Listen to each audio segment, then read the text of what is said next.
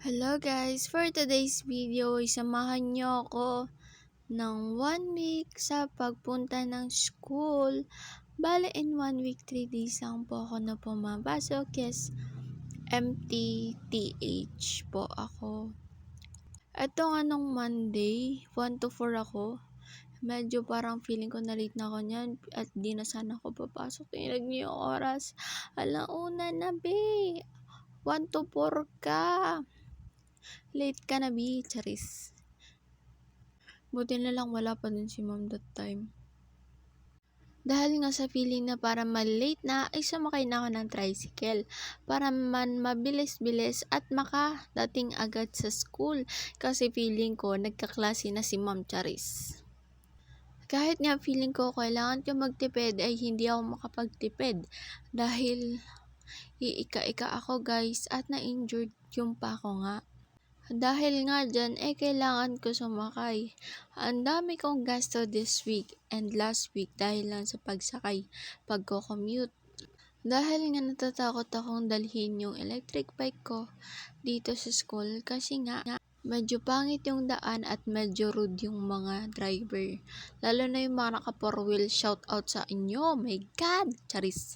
So, ayun nga, naglalakad na ako papunta sa classroom at ayan, nakita ko si Jeracel, tapos isang kaklase.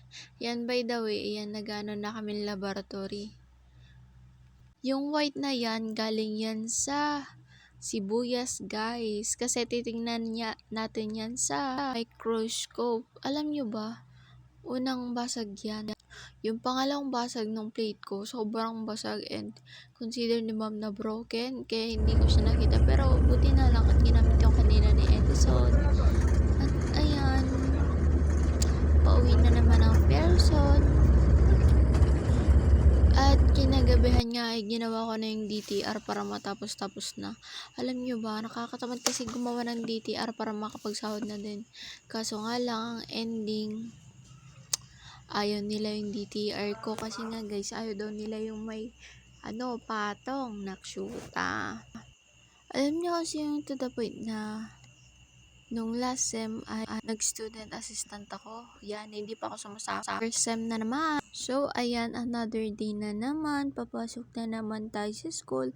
Bale, Tuesday yan guys. 11 to 12 So, tayo ayan, uwian na ng morning. Ayan, medyo madulas ang daan. At ayan, nag-aantay natin ng sasakyan the other day para pumasok sa school. Dahil nga ako'y naboboring, tumambay muna ako malapit sa library. Yung hinahanap ko na teacher, wala pala. Kaya pala hindi ko makita si ma'am kasi ilang beses ako sumilip. Wala pa rin siya dahil nga nakakaboring.